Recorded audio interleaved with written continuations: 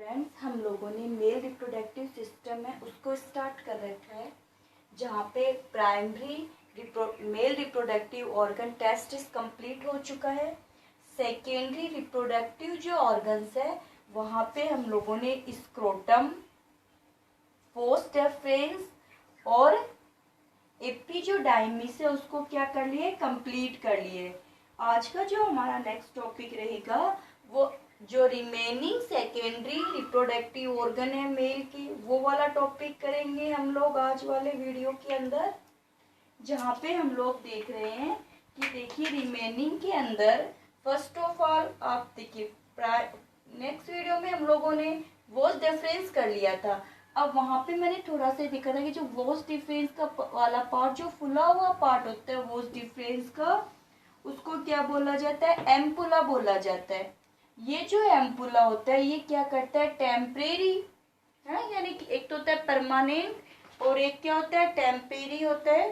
तो temporary form के अंदर जो स्पर्म को स्टोर करने का काम किसका होता है, एम्पुला। और एम्पुला होता क्या है कि जैसे वॉस डिफरेंस है ये यूरिनरी ब्लैडर के नीचे से निकलते हुए जा रही है, वन पेयर होती है, तो इसका जो फुला हुआ पार्ट है उसको एम्पुला बोलते हैं। जो एम्पुला होता है उसके अंदर टेम्परेरी फॉर्म के अंदर जो स्पर्म होते हैं वो कुछ टाइम्स के लिए क्या हो जाते हैं, स्टोर होते हैं, कुछ टाइम्स के लिए क्या होते हैं, स्टोर होते हैं। फिर उसके बाद में हम लोग नेक्स्ट आज जो बात करेंगे वो करेंगे, एक तो करेंगे असेसरी ग्लैंड की, फिर ये वाला जो पार्ट इसको बोलते हैं यूरिथ्रा, ठीक है। फिर एक ऑर्गन ये रह गया पेनिस की स्टडी करेंगे और कुछ असेसरी ग्लैंड्स की स्टडी करेंगे। दो असेसरी ग्लैंड्स यहाँ पाई जाती है जो यूरिथ्रा के लेटरल साइड में ऐसे प्रेजेंट होती है। चलिए अब अपन सबसे पहले आज का टॉपिक क्या ले रहे हैं, असेसरी ग्लैंड। टॉपिक क्या है हमारा, असेसरी ग्लैंड का टॉपिक रहेगा। क्या टॉपिक है, असेसरी ग्लैंड। अब असेसरी ग्लैंड के अंदर आपकी जो बुक्स है उसके अंदर क्या दे रखी है, एक तो दे रखी है सेमिनल वेसिकल्स। वैसे देखिए आप चाहे तो इसे ऑर्गन में भी स्टडी कर सकते हो, कोई प्रॉब्लम नहीं है। सेमिनल वेसिकल्स, ठीक है। ये हो गई प्रोस्टेट ग्लैंड, प्रोस्टेट ग्लैंड। और ये वाली जो इसको बोलते हैं काउपर ग्लैंड, काउपर ग्लैंड बोला जाता है। अब देखिए जो असेसरी ग्लैंड है इसमें first of all upon study first बता दूं कि जो असेसरी ग्लैंड जो होती है ये क्या करती है, रिप्रोडक्शन में हेल्प करती है। असेसरी जो ग्लैंड्स होती है एक फ्लूइड सिक्रेट करती है। इनका जो फ्लूइड होता है वो अपने फ्लूइड को कहाँ डिस्चार्ज करती है, अपने फ्लूइड को urethra. Accessory gland to secrete the secretions, this secretion discharge in the urethra and known as the semen। उस सिक्रीशन को क्या बोला जाता है, सीमेन बोला जाता है। ये क्या होती है, यानी कि सिकेट, ठीक है, इसको क्या बोलते हैं, सीमेन बोला जाता है। फिर उसके अंदर अपन बात करते हैं कि जो सीमेन क्या फंक्शन परफॉर्म करता है। जो सीमेन होता है, अब देखिए इसमें सीमेन किस किस को बोलेंगे, एक तो प्रोस्टेट ग्लैंड का सिक्रीशन और एक सेमिनल वेसिकल्स का जो सिक्रीशन होता है। The seminal vesicles and prostate gland to secrete a fluid, this fluid is known as the semen. This semen to perform the function, first is the to provide the ATP of sperm. Sperm को क्या provide करवाता है, ATP provide करवाता है। To protect the sperm from the acidic medium of the vagina, to protect the sperm from the acidic medium of the vagina. क्योंकि जब देखिए insemination के समय जब सीमेन को फीमेल की वेजाइना के अंदर डिस्चार्ज किया जाता है तो उसको बोलते हैं इंसेमिनेशन बोलते हैं। तो वहां पर उस सीमेन के अंदर, उस फ्लूइड के अंदर स्पर्म भी प्रेजेंट होते हैं। अब ये स्पर्म क्या करते हैं, अब वहां का मीडियम कैसा होता है, वेजिना का जो मीडियम होता है वो एसिडिक मीडियम होता है। तो एसिडिक मीडियम से स्पर्म क्या हो सकते हैं, डैमेज्ड हो सकते हैं, उनको हार्म हो सकता है। इसीलिए जो सीमेन जो होगा उस मीडियम को न्यूट्रलाइज्ड कर देगा। तो यानी सीमेन का खुद का मीडियम कैसा होता है, बेसिक मीडियम होता है। तो सीमेन बेसिक मीडियम का एक फ्लूइड होता है जो प्रोस्टेट और सेमिनल वेसिकल से सिक्रेट किया जाता है। इसमें स्पर्म को एटीपी प्रोवाइड करवाता है और स्पर्म को एसिडिक मीडियम से प्रोटेक्शन प्रोवाइड करवाता है। फिर उसके अंदर अपन लेते हैं सबसे पहले एसेसरी ग्लैंड्स में अपन चाहो तो आप प्रोस्टेट ग्लैंड ले लो या सेमिनल वेसिकल्स ले लो, एक ही बात है। देखिए seminal vesicle, seminal vesicles, seminal जो वेसिकल्स होते हैं सिचुएटेड कहाँ होते हैं, सबसे पहले तो अपन ये देखते हैं कहाँ सिचुएटेड होती है सेमिनल वेसिकल्स।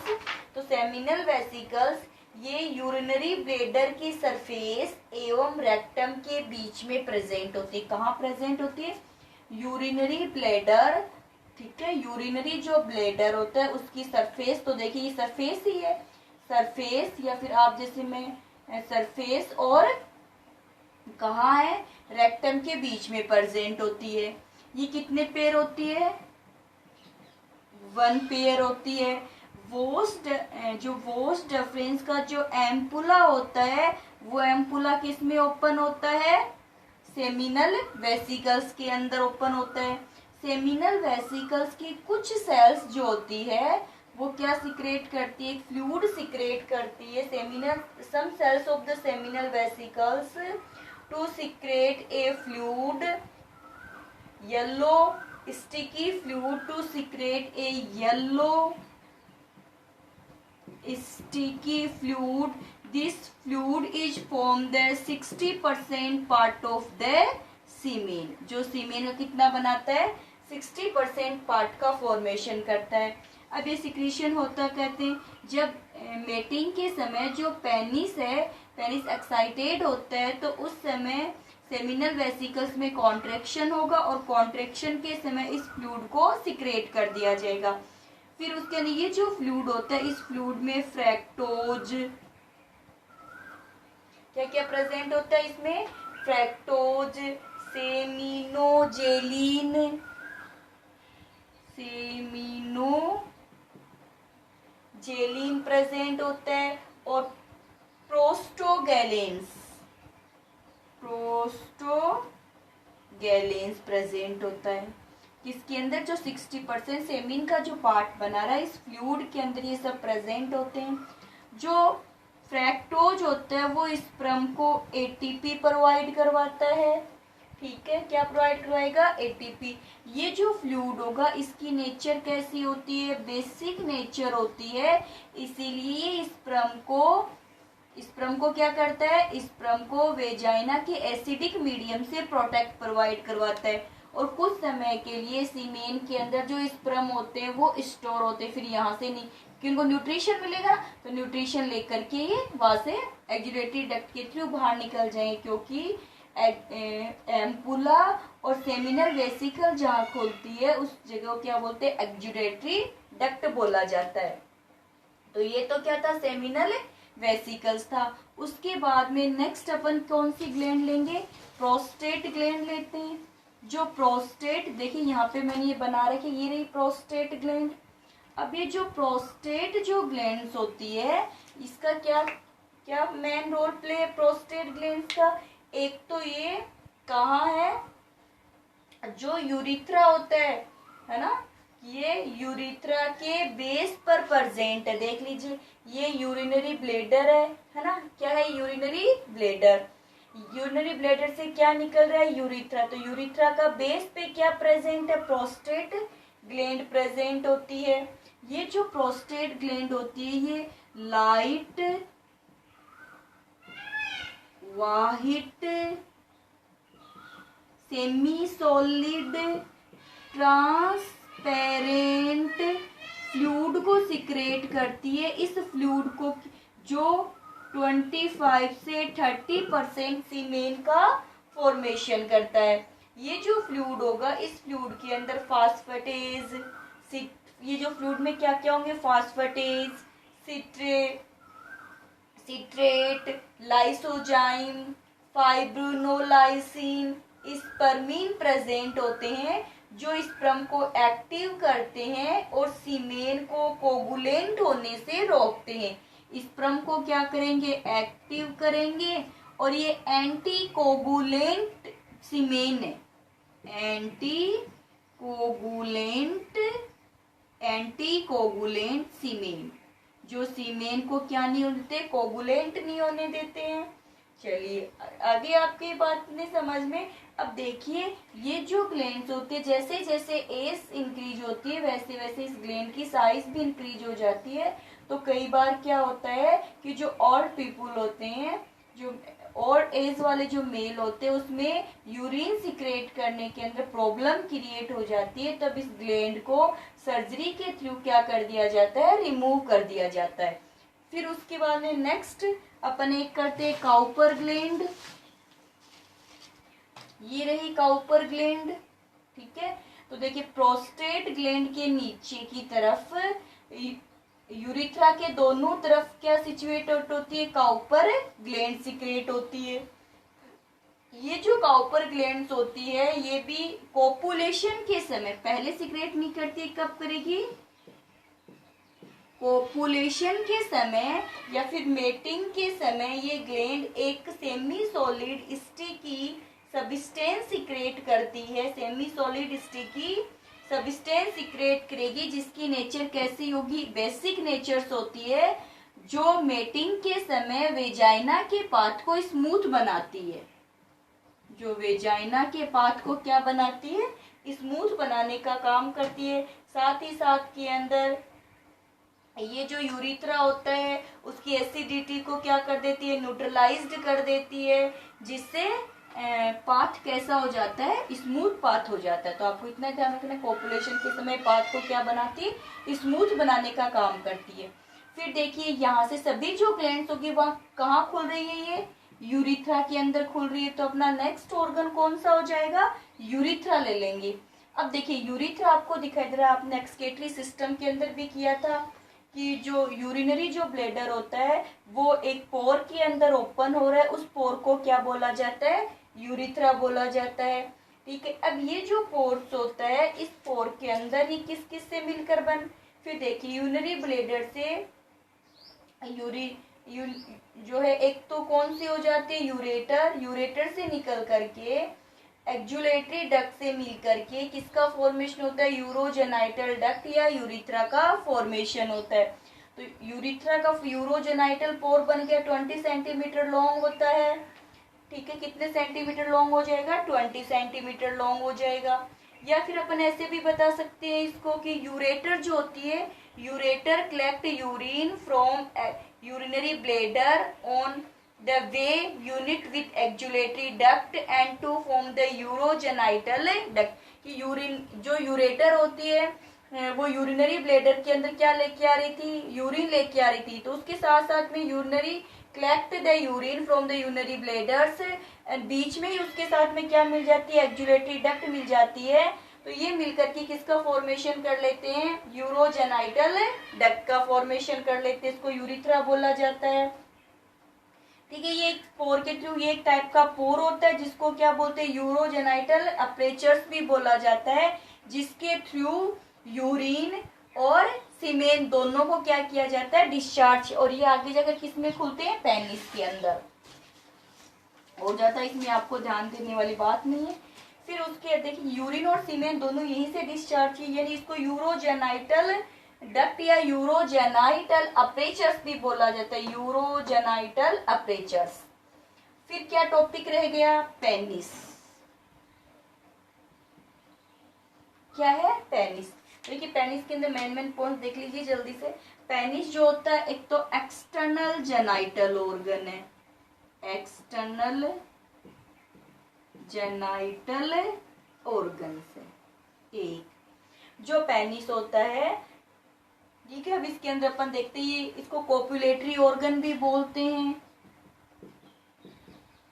कोपुलेटरी ऑर्गन भी बोला जाता है किसको, पेनिस को। एक्सटर्नल जेनाइटल ऑर्गन है, इसको कोपुलेटरी ऑर्गन्स भी बोला जाता है। फिर ये देखते हैं कि जो पेनिस जो होता है, देखिए यहाँ पे ये फुला ऐसे है ना, फुला हुआ पार्ट, ठीक है।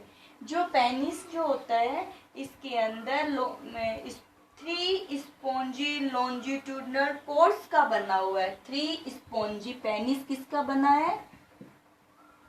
3 स्पॉन्जी लॉन्जिट्यूडिनल क्रोड का बना हुआ होता है। 3 स्पॉन्जी लॉन्जिट्यूडनल क्रोड्स का बना हुआ होता है। अब इसमें से जो 3 लॉन्जिट्यूडनल्स जो क्रोड होती है उसमें देखिए कौन कौन सी होती है। 3 लॉन्जिट्यूडनल जो कोड, इसमें 2 लार्ज कोड आर डोर्सोलैटरल, ठीक है। 3 होती ना, 3 में से 2 जो कोड होती है वो कौन सी होती है? डोर्सोलैटरल। कहाँ पाई जाती है? डोर्सोलैटरली पार्ट्स के अंदर पाई जाती है, डोर्सोलैटरली है, ठीक है। जिसको जो डोर्सोलैटरली होती है, और एक कहाँ होती है? Third one is the ventrally around. 2 तो डोर्सो वेंट्रली है, एक कहाँ हो जाए? डोर्सोलैटरल है 2, तो एक हो जाएगी वेंट्रल अराउंड साइड में हो जाएगी। जो डोर्सोलैटरली 2 वाली 3 कोड ना, तो 3 में से 2 कहाँ है? डोर्सोलैटरली है। तो जो डोर्सोलैटरली वाली 2 है ना, इसको क्या बोला जाता है? देखिए इसको बोलते हैं कॉर्पोरा कार्विनोसा। कॉर्पोरा कार्विनोसा बोला जाता है। कौन सी को? डोर्सोलैटरली वाली को, जो बड़ी होती है। एक कहाँ होती है? वेंट्रल साइड में होती है। जो वेंट्रल से उसको बोलते हैं कॉर्पस स्पोंजिसम। कॉर्पस स्पोंजिसम बोला जाता है। आप ध्यान में रखोगे कि जो पेनिस जो होता है वो इस 3 स्पोंजी लॉन्जिट्यूडनल कोर्ड्स का बना हुआ होता है, जिसमें से 2 तो कहाँ है? डोर्सोलैटरली होती है, जिसको कॉर्पोरा कार्विनोसा बोला जाता है। एक कहाँ होती है? वेंट्रल राउंडेड में होती है, जिसको कार्पस या कॉर्पस कार्विनो स्पोंजिसम बोला जाता है। क्या बोलते हैं? कॉर्पस स्पोंजिनस बोला जाता है। फिर उसके बाद में कि पेनिस का जो अपेक्स पार्ट होता है, देखिए ये रहा, पेनिस का जो अपेक्स पार्ट होता है ये थोड़ा स्वेल होता है, जिसको क्या बोलते हैं? गैलेंस बोलते हैं। Apex of the penis is swell to form the glans. ये क्या बनाता है? गैलेंस का फॉर्मेशन करता है। Glans penis to form many corpus spongiosum. अब देखिए ये जो कॉर्पस स्पोंजिसम है ना, यही क्या बना रही है? गैलेंस।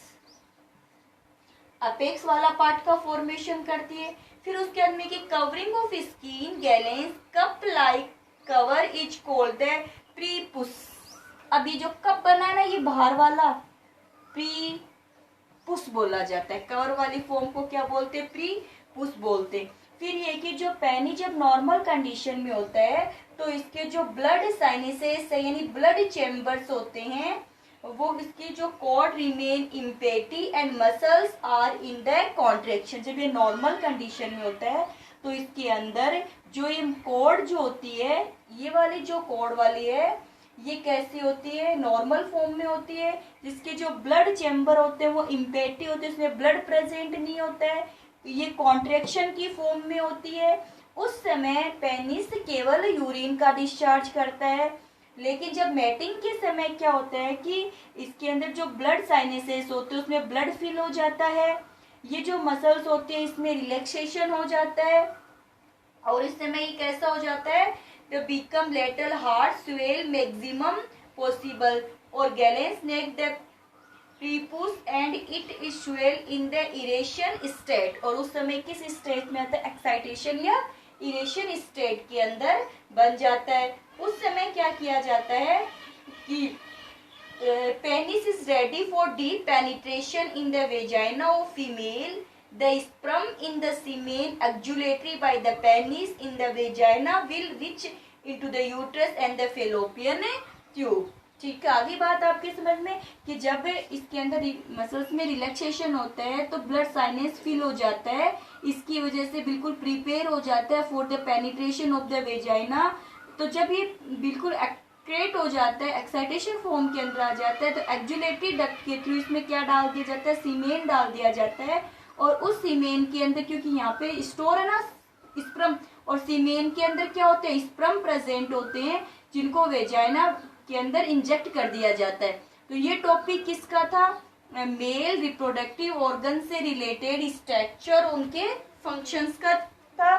मेल रिप्रोडक्टिव जो सिस्टम है उसके अपन ने 3 वीडियो बना रखे, एक वाले के अंदर 4 वीडियो बना रखी है, जिसमें एक में नॉर्मल स्ट्रक्चर बता रखी है सभी की, एक में टेस्टिस की स्ट्रक्चर हुई है हमारी, एक वीडियो के अंदर एपिडाइमस वोस डिफरेंस को कंप्लीट किया हमने, और एक आज वाला वीडियो है। तो ये 4 वीडियो मिलकर के मेल रिप्रोडक्टिव ऑर्गन को क्या कर रहे हैं?